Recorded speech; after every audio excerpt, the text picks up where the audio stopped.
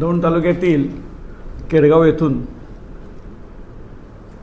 गर्भलिंग निदान होत असल्याबाबतचा एक मागील महिन्यात व्हिडिओ प्रसारित झाला होता इंस्टाग्रामवर। या व्हिडिओच्या अनुषंगाने त्यात केडगाव परिसरात गर्भलिंग निदान होऊन गर्भपात केला जात असल्याची बातमी होती।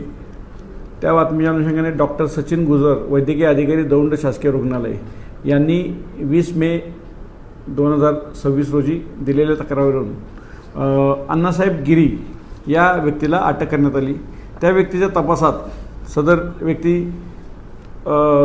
जो अण्णासाहेब गिरी हा आरोपी आहे तो गर्भलिंग निदान करून डॉक्टरांच्याकडे गर्भपातासाठी पेशंटना पाठवायचा।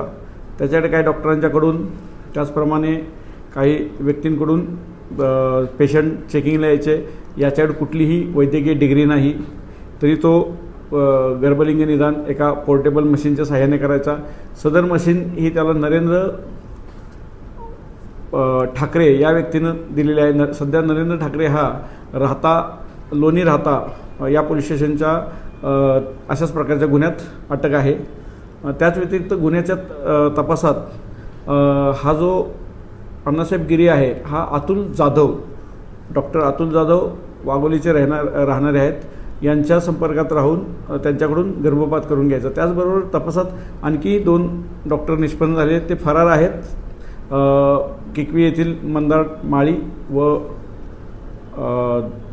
उळेकांचन येथील सुंदरम